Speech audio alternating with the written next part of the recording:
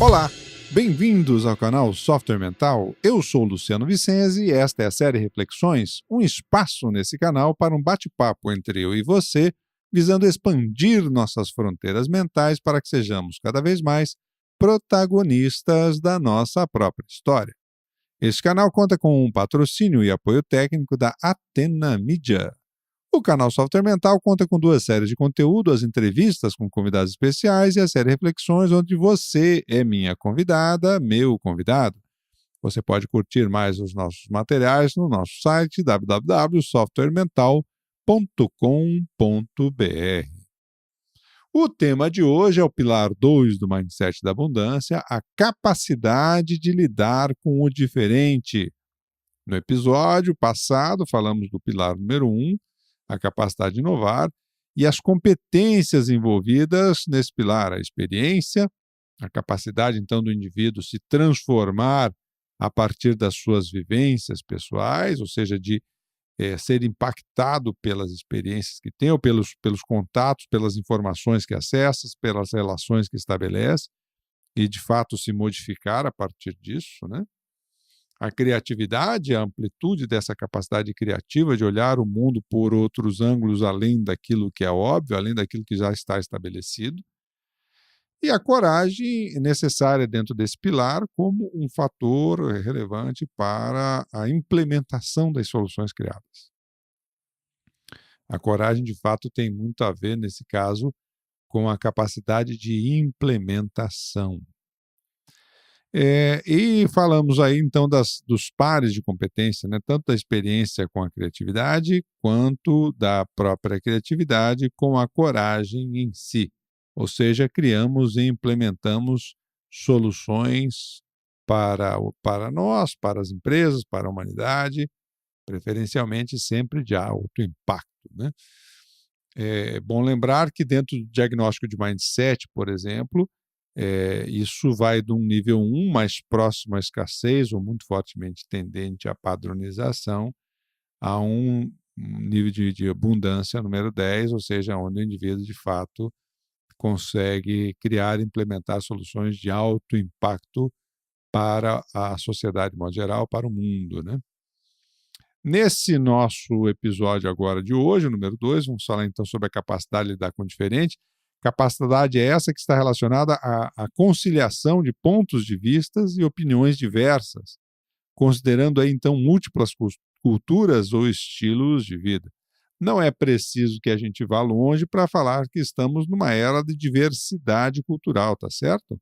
Embora a gente já tenha uma diversidade cultural muito grande no mundo, e a gente sabe disso há um bom tempo, e no próprio Brasil, por exemplo, pelo seu tamanho, culturas com diferenças significativas, por exemplo, quando você vai do sul ao norte ou ao nordeste do Brasil, vamos encontrando aí diferentes hábitos e costumes. Mas mais do que isso, a gente hoje vive uma diversidade cultural de valores.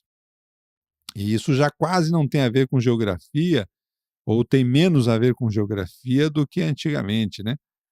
Porque, devido justamente às tecnologias e a possibilidade de você se relacionar com maior facilidade, de transitar com maior facilidade por diferentes países e culturas, isso faz com que cada vez mais os indivíduos caminhem para um processo de individualização em termos de valores.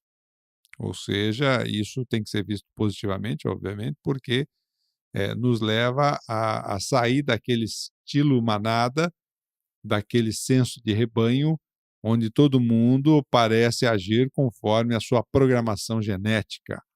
Cada vez mais caminhamos para um mundo de diversidade de ideias, opiniões e valores, obviamente aí dentro de um aspecto não muito positivo, com um gap moral às vezes muito grande, porque então você vê excessos depreciativos para a vida humana, para a condição da nossa sociedade de modo geral, principalmente daqueles indivíduos que passam a defender os seus pontos de vista de forma radical, querendo impô-los aos demais. Então, para que a diversidade ela se torne positiva, construtiva, é necessário que ela agregue valor. e não que ela se torne uma luta de ideologias. Para a gente, então, conversar sobre essa capacidade de lidar com o diferente, de uma forma sadia e positiva, como a gente está falando aqui, 2 parâmetros são fundamentais. O posicionamento assertivo, ou seja, a sua capacidade de expressar as suas ideias com sinceridade, mas respeitando as ideias dos outros, e a sua visão multicultural, a capacidade de conviver de modo sadio com a diversidade, reduzindo aí o seu preconceito, reduzindo aí as suas ideias arraigadas, as tradições que já não somam em nada, pelo contrário, só depreciam aí o bom convívio social. O posicionamento assertivo, o parâmetro número 1 que eu citei aqui, é uma relação justamente entre a autoestima e a coragem. E aí começamos a falar um pouquinho mais dessa relação dos dois daqui a pouco. E a visão multicultural, outras 2 competências socioemocionais entram aqui, a autonomia e a experiência. Vamos conversar como é que essas competências se relacionam aqui. A coragem e a experiência já foram citadas no episódio passado nas suas relações com a criatividade. Aqui, elas agora têm relações com outras 2 competências socioemocionais, a autoestima e a autonomia. E os resultados de análise são seguramente diferentes.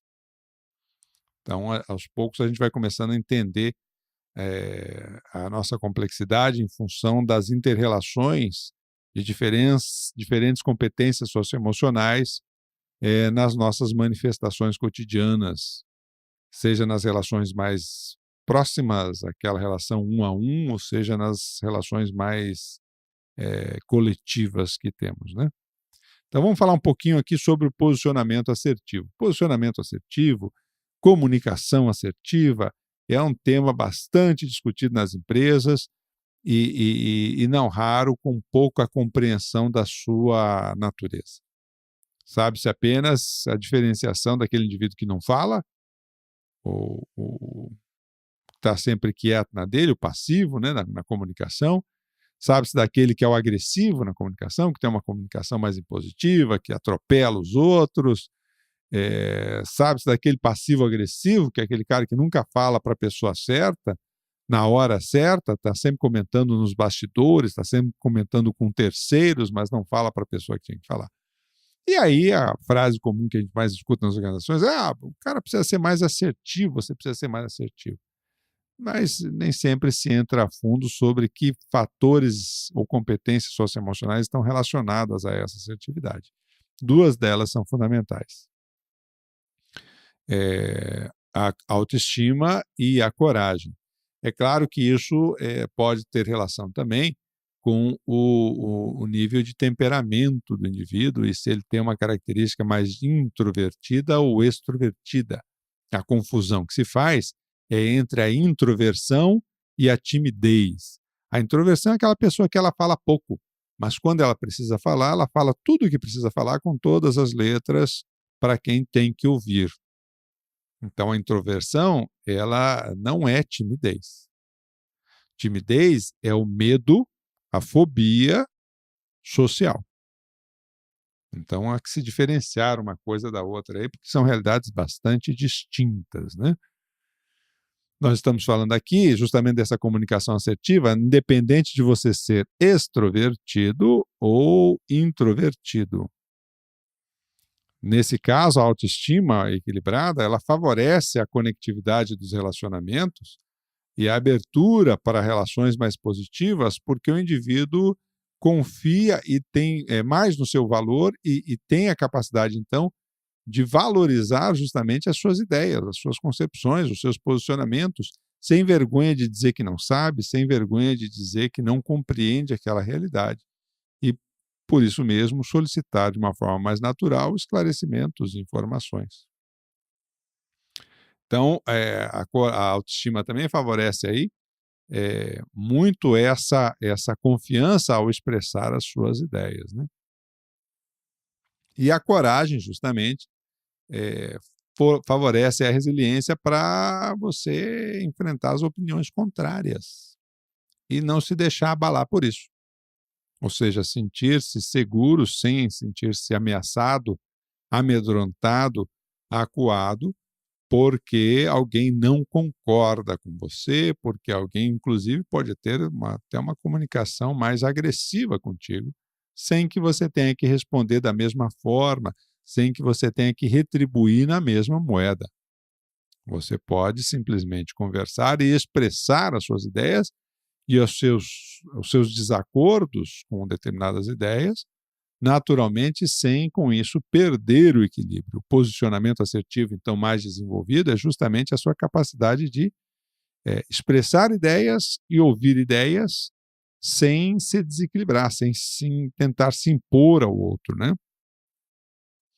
Ambos esses conceitos, a autoestima e a coragem, permitem, então, lidar com as barreiras, conectando as pessoas e enfrentando as resistências para materializar ideias aí de alto impacto, que é o que nos interessa, principalmente dentro do âmbito profissional. Quando a autoestima é baixa e a coragem é baixa, a tendência de comportamento é de submissão.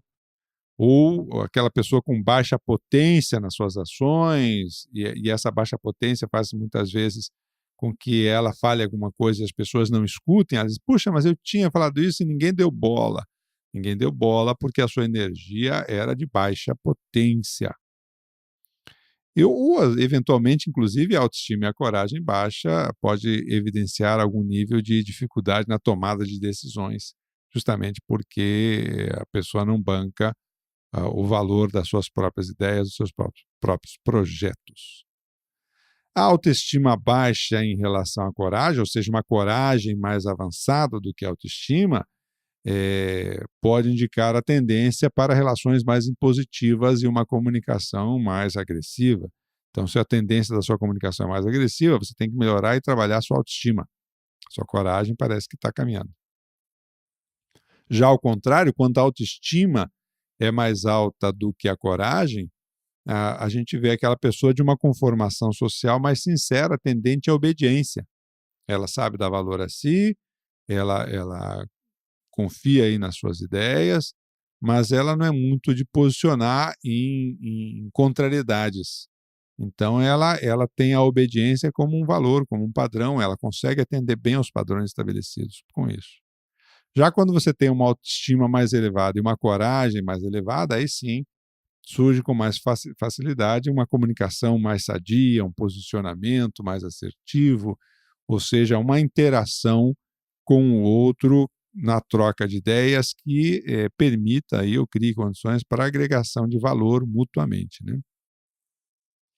Então, esse é o parâmetro número 1. O parâmetro número 2 é justamente a visão multicultural, e aí essa visão multicultural considera a autonomia e a experiência. A autonomia, ela favorece a busca pela ação pautada nas próprias normas, né? Autonomia, autonormas, as minhas normas pessoais, né? Então, é um indivíduo que respeita as próprias normas e respeita igualmente as normas dos outros, as ideias dos outros.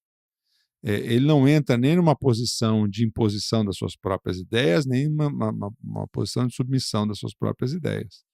A autonomia é o indivíduo que ele confia na capacidade e nos recursos que tem para fazer as suas entregas dentro do prazo e da qualidade requerida. E confia que as pessoas que trabalham com ele também têm essa capacidade. Já a experiência aqui, já temos comentado bastante sobre ela, né? Justamente essa ampliação da visão de mundo para você lidar com diferenças culturais individuais. Pessoas que têm, então, uma manifestação de valores diferentes, de instinto sexual diferente, de formas ou hábitos familiares ou afetivos diferentes, ou seja, pessoas que têm outras premissas para orientar a sua vida, né? Então, quando a autonomia é baixa e a experiência é baixa, normalmente você tem pessoas que buscam justamente a formatação social e as certezas para agir. Então, aquela pessoa que ela precisa ter certeza para agir, normalmente ela tem uma autonomia e uma experiência baixa. Quando a autonomia é baixa, mas a experiência já é mais ampla, normalmente é porque o indivíduo está usando essas experiências para reafirmar conceitos prévios. Então, essa experiência não está sendo traduzida na aquisição de novos valores, no revisitar os seus valores pessoais, no rever as suas posturas ou critérios de vida na tomada de decisão, por exemplo. Quando a autonomia é alta em relação à experiência, ou seja, temos a situação contrária, normalmente o indivíduo ele não tem problema de se posicionar. É o cara que entra no carro e quer dirigir, tem ideias próprias, mas normalmente tem um filtro seletivo na sua audição quando vai escutar ideias que são diferentes das suas. Então, é aquela pessoa bem posicionada e gosta quando os outros dizem e confirmam seus pontos de vista, e não gosta e não aceita muito bem quem pensa de forma diferente. E justamente a autonomia alta com a experiência alta favorece o convívio sadio com a diversidade, incluindo a troca de ideias, incluindo o aprendizado mútuo, né? Muito bem, vamos chegando aí ao final desse episódio número 2 dos Pilares do Mindset da Abundância, e eu vou fechar esse pilar aqui com uma frase do Nietzsche. Abre aspas. Por vezes as pessoas não querem ouvir a verdade porque não desejam que suas ilusões sejam destruídas. Fecha aspas. Nietzsche nos traz aqui, então, justamente que a dificuldade em lidar com o diferente é justamente uma característica da pessoa que ela tem o seu modo de vida estabelecido e não está aberta à interação com modos de vista de vida, diferentes do seu. Não quer que as suas ilusões com que aquilo que existe dentro da sua cabeça seja, de fato, impactado por novas informações, possibilidades, alternativas. Muito bem. No próximo episódio, nós vamos falar sobre o pilar 3 do Mindset da Abundância, capacidade de ter relacionamentos positivos. Muito bem, pessoal, então estamos chegando ao final de mais um episódio do nosso podcast Série Reflexões. Por que tratamos desses temas aqui no canal Software Mental? Porque confiamos que o mundo é um cenário de oportunidades para quem expande as suas fronteiras mentais e você merece aproveitar essas oportunidades. Visite lá o nosso site www.softwaremental.com.br, o nosso canal no YouTube, acesse aí os nossos e-books, acesse aí os nossos artigos que a gente prepara sempre com muito carinho para vocês. Um abraço e até o próximo episódio. Tchau!